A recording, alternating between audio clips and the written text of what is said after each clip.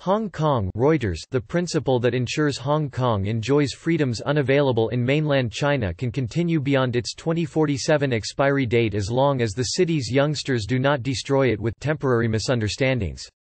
Chief Executive Carrie Lam said on Thursday.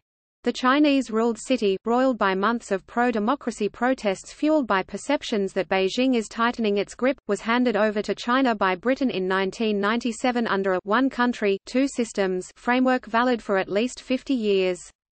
Beijing denies meddling there, says it is committed to the principle, and blames the West for fomenting unrest. The handover agreement states that the Asian financial hub is part of communist-ruled China, but is assured freedoms such as those of expression and assembly, plus a different institutional framework, including an independent judiciary. The protests escalated in June over a now-dead bill that would have allowed suspects to be extradited to the mainland for trial in courts controlled by the Communist Party, but have since evolved into a broader pro-democracy movement.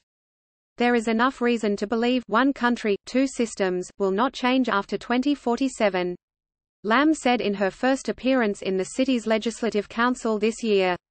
She said the understanding and the implementation of the principle required maintaining the foundation of one country and respecting the difference of two systems. Lam urged the city's youngsters, which have been at the forefront of the often violent protests, to not violate the principle because of temporary misunderstandings.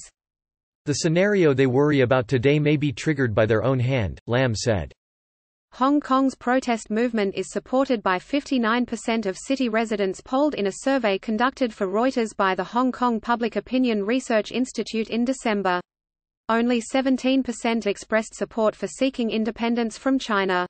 Almost 9 in 10 of the respondents aged 18 to 20 say they support the protests. Lam also rejected allegations of police brutality, which have been another source of anger in the protests. I do not accept allegations that police violence has occurred during the handling of 7 months of social unrest, she told legislators. Unfortunately, in the past few months, we have seen continuous smearing and demonizing of the Hong Kong police force, with the intention to weaken the law enforcement ability of the police force.